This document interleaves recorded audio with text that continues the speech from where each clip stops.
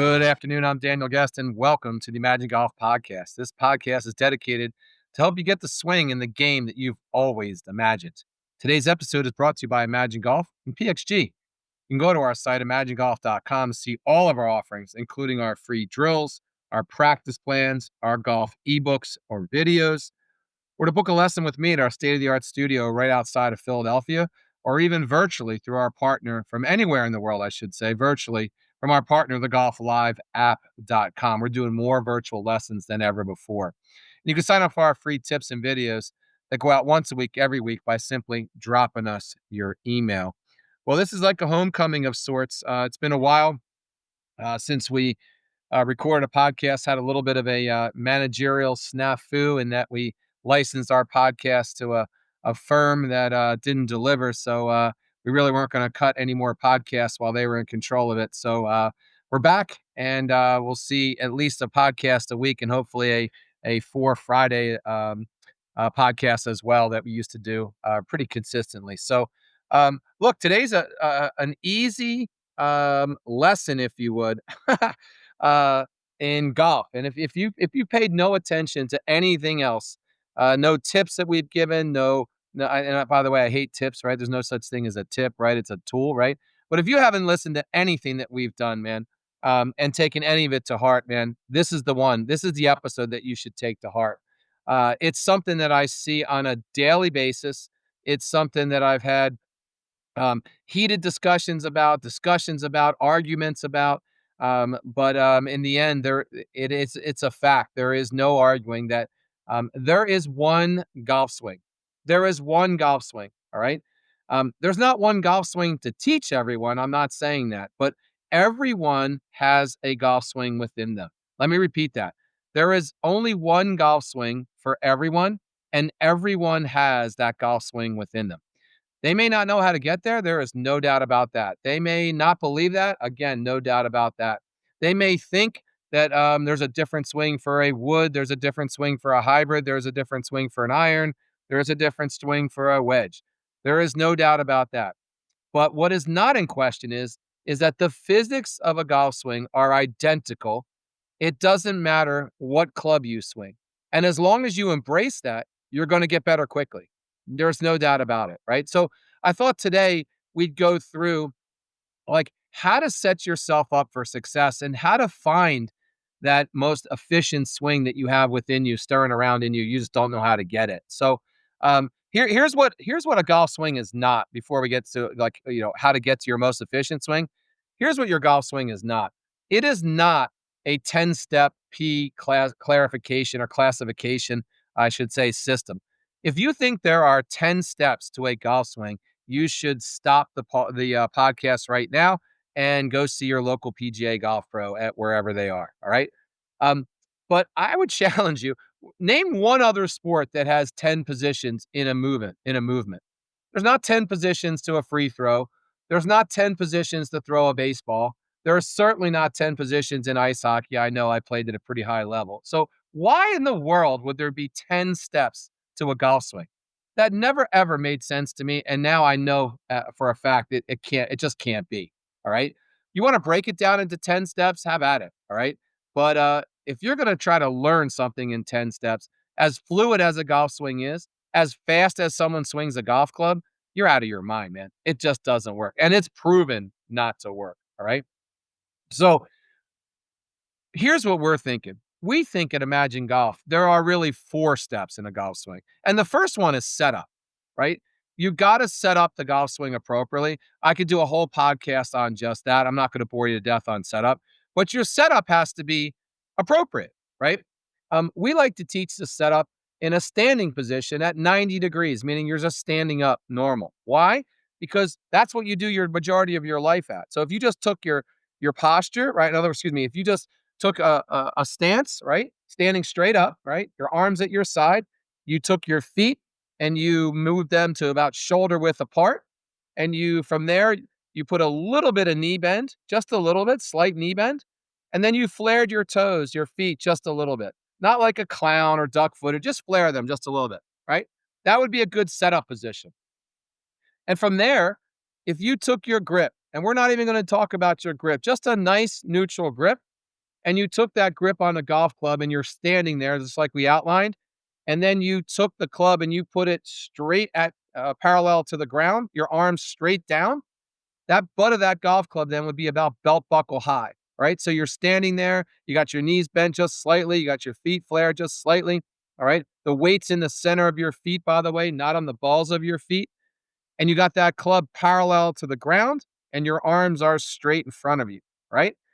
If you then just hinged at the waist, right? Just hinged at the waist until that club struck the ground, that is the best setup biomechanically you could possibly be in. What you'd notice is that the club, the shaft, is about 90 degrees to your spine, right? And the toe of every golf club would be just slightly up. So it wouldn't matter if you had a wedge in your hand or a driver in your hand. It would be the same. The shaft would be about 90 degrees to your spine, all right? And if you swung that club around you, right, that would be the most biomechanical swing that you could possibly have. It really is that simple, right? For those that want to challenge me, do this same exercise. Get in that stance that I talked about, right? You're standing straight up now before you actually hinge at the waist, my bad. And take a wedge, take a 60-degree wedge, the smallest club in the bag, and then hold it together with your driver, right? Which is typically 44 inches, the longest club in the bag. So they're both parallel to the ground. You're standing straight up, right? They both have the butt of the golf club at your belt buckle. And the shaft now for both of these clubs is at 90 degrees to your spine. All right. Swing that golf club around your shoulders. So take your backswing around your shoulders, get your hands up around your shoulders. You'll notice that the weight then goes to your your right foot or your trail foot, and primarily that weight goes to your heel. As the top of your backswing, if you stop, you'll notice that there's tons of rotation and tons of tension in your upper body. As you start swinging back to parallel to the ground or where the ball would be theoretically, you'll notice that the weight transfers. It doesn't shift, it transfers. And it transfers from your right side to your left side, right? As you get to impact, if you stopped, you'd realize that you're more centered than what you think you should be, right? And your weight is starting to move and carry you forward. And if you allowed that swing to continue, and swung around your body again with your hands around your front shoulder, right? That would be your follow through. Get your belt buckle to the target or even past the target to your left. And you'd realize that all the weight then moved to your front side and ended up on the outside of your left foot, right? That is the most biomechanical sound swing that you could possibly have, right? Here's what you won't do. You won't swing over the top. You won't come too far from the inside, right? You won't early extend.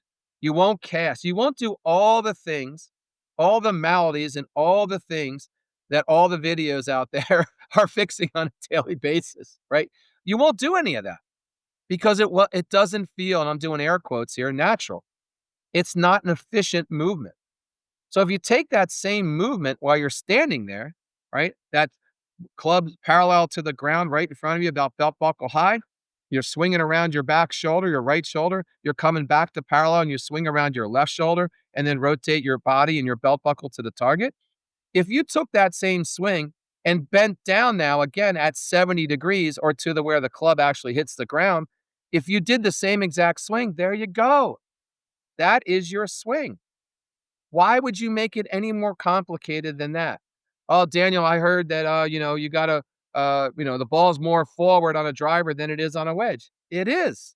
That's geometry of setup. That's not the physics of the golf swing. Let me repeat that.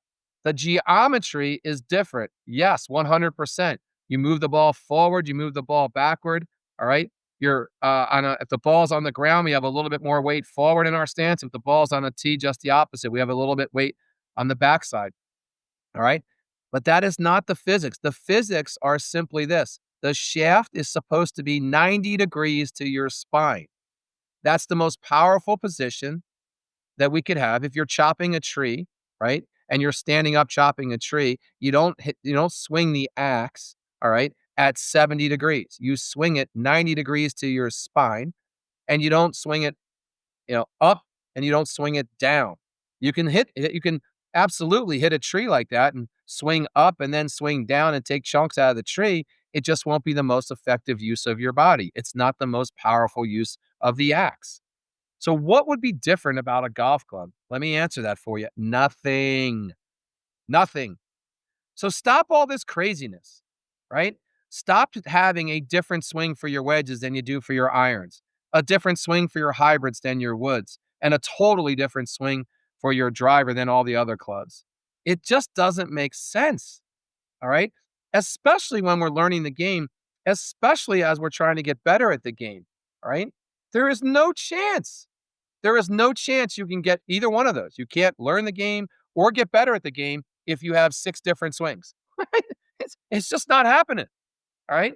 I've given almost 40,000 lessons. I assure you it's not happening, all right? But it does happen when you make things simple. Keep it simple and stupid, as a friend of mine used to say, right? If we have a core swing and we're refining that core swing over and over and over again, and we're taking that core swing and we're applying it to different clubs, it just makes sense that it's going to get better and better and better. The opposite is not true. So let's get back to basics, right? Prove me out on it. Send me some article that you saw or some video that you saw that proves me otherwise, right? You won't find it. I'll poke holes in it in 2 seconds. All right? Look, at Imagine Golf, we make your swing more efficient. We guarantee that, and because we make your swing more efficient, we guarantee you get better. And in over 60,000 lessons as a firm, no one's ever asked us for a refund. So we know it works, right? And it really is sheer physics. Whether you like it or not, life and golf in particular is one big physics equation, right? When the physics are against you, a la you swing over the top, it's much harder to play the game. When the physics are against you and you have multiple swings for multiple clubs, it's a much harder game, right? But if we embrace that same concept on the other side and make it simpler, I guess that is a word, right? We make it easier, we make it less complicated, then the game becomes that much easier. I'm never one to say, oh, the game comes to you or the game is easy. But man, oh man, we can sure make it a lot less complicated. All right. So embrace that. Embrace the fact that there is only one efficient swing for everyone. For everyone. That efficient swing we should be chasing, should be the shaft is 90 degrees to that spine, and you're swinging naturally from the inside. All right. Inside to out. What degree, Daniel, is the best way? It's different for everybody, right? We're all wired the same, but our dimensions and our coordination is all different. So there is no, stereotypical or prototypical swing. Okay. But the second you abandon, if you would, the 10, the P10 classification system, the second you abandon the idea that, it's a different swing for different clubs is the second you get better. The second the game starts to, just resonate that much easier. All right. So give it a shot. All right. And again, if you need some help, you want to send me your swing, you want to send me your multiple swings, whatever you want to do, I'm happy to comment. I'm happy to send them back to you with annotations all over them and marked up all over them and show you what I think you should do. But there is no doubt, all right, that if you follow this method, that you buy into there's one swing, that you have one core swing for every shot in golf. And I don't care, by the way, if it's a quarter shot, a half shot, or a driver swing, for God's sake. It's the same physics, all right? It's the same core swing. But the second you do that, I guarantee you start playing better golf, and I guarantee you're on your way to finding you the swing in the game that you've always imagined. So give it a shot, all right?